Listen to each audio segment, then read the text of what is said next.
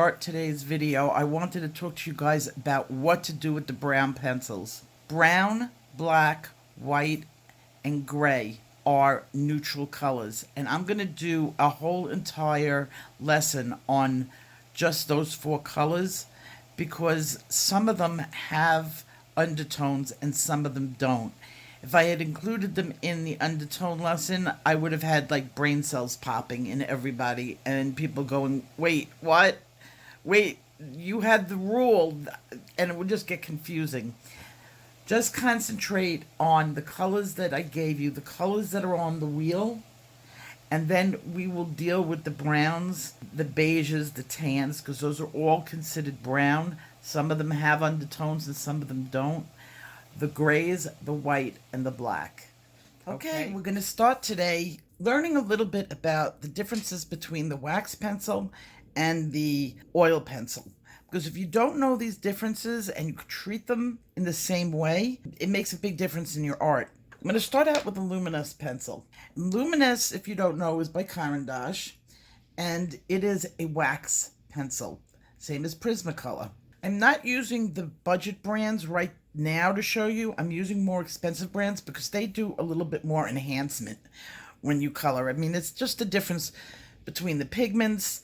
Let's do a lay down of a Caran d'Ache. I'm doing a slight crosshatch on it just to get a nice layer going. I'm going a little fast, a little thick. Now I'm going to take my white pencil. Now, whether you're working with oils or you're working with waxes, I do recommend getting a separate pencil. I do like the Luminous white, but I like the Derwent Chinese white, the drawing pencil. There are different ones, so I do like the drawing pencil. And of course, I like the Holbein soft white. Now, I want you to take a look at what happens when I use a white wax pencil over this. You see my edge? My edge is very soft, and you can just tell that the colors are blended together like a cake batter. And I can keep going all the way up on the paper, spreading this wax out. That goes pretty far. With an oil pencil, it's different. I'm going to put down the oil pencil in the same way as I did the wax. This happens to be a Deli pencil, which is one of my favorite pencils, just to mention that. So there I have my oil pencil. I'm going to take the same white pencil, and I'm going to go over the edge.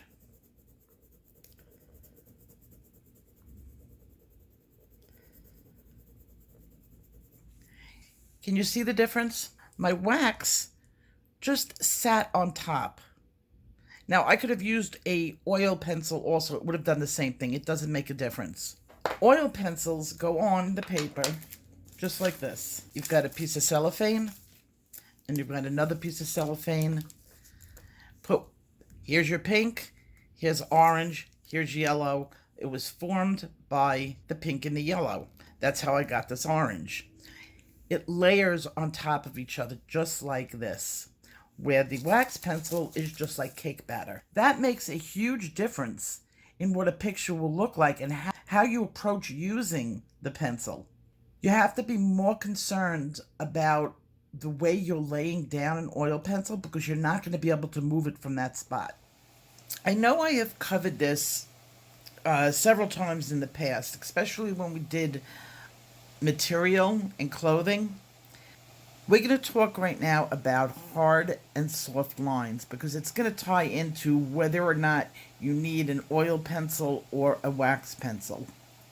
Now here's a picture, typical that we would see in a coloring book or anywhere, and it's from Colorit Wild 4. So just so that you know, I love this book. It's got great paper. A hard line would be a structure. So you would look here. This is a hard line because this is the chin and this is the tiger. You would want a line that is very strong. Not a line, really, a separation between the girl and the tiger. You wouldn't want them to blend so that they looked like it was one full person with a tiger coming out of its neck or something. That's not how you want it. You want to show two different things. Here we have the nose. We have different structures on the nose. We have the nostril, which is a hole. Okay, so here we would have a hard line between the girl and the tiger. But here, right in this area here, it's not a line. The side of the nostril is not a different structure than the nose. It's the same structure. This would be soft.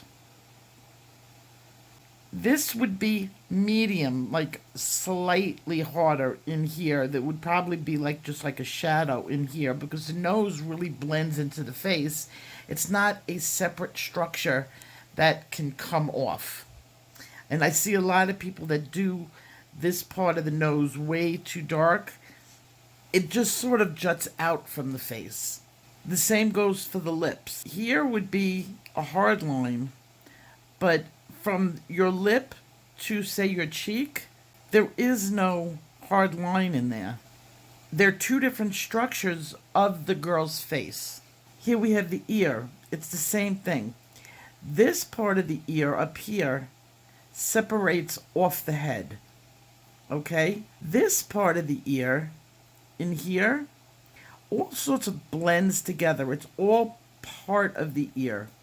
So up here you would have a harder line because you're looking at the outside part of the ear and you're not seeing where it curves. But over here, it would just sort of wave. Over here would be a softer line. That's the difference between a hard and a soft line. When you're using oil pencils, they stay where you put them. If I put a hard line here, which, by the way, I would never do it like this, but say if I put a hard line here, that hard, and I'm using an oil pencil, that hard line is going to stay there. I'm not going to be able to change it. You're going to always see it. So the oil pencil really does help. It stays where it's supposed to be. It helps create those hard lines. Now, if you're using Prismacolor, they've got the line of pencil Verithins. Prismacolor is a very soft pencil. It was not designed to make hard lines.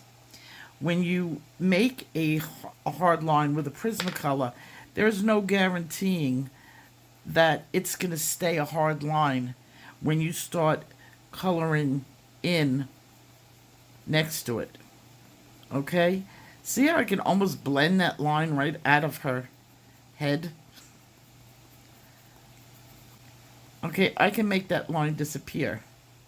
I would not be able to make that line disappear if I used an oil pencil over here. I would have that line. Now, a lot of times you're not going to want a line, but I'm just using this as an example of when you would want a line. And here I would. A good habit to get into when you're using oil pencils is you must lay down the lightest color first. You can always work from light to dark. It's very difficult to work from dark to light. When using wax pencils, there's a little bit of a give because you can blend up the colors. With oil pencils, you really can't do that. If you've already planned to use both wax and oil pencils in a picture, it's always better to lay the oil pencil down first. Eyelashes and eyebrows should always be done in oil pencil or a fine liner, and this is to prevent it from smudging and to hold on to their shape. Pupils should also be done using oil pencils so that they hold their shape against the iris of the eye. Fur is much better when you do it in oil pencils. Analogous trios allow you to create subtle details when the hue or color doesn't change, but the light does. If you're using oil pencils to do a large background, it's always good to have some sort of blender, and you can use OMS, odorless mineral spirits. I recommend Gamsol.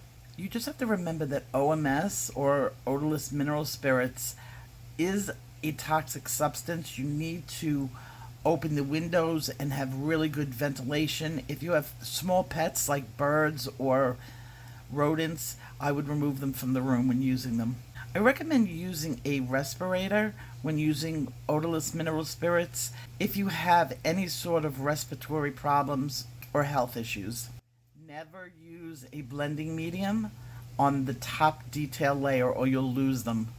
One of my favorite things about oil pencils is no wax bloom. In my next video, we're going to start to color.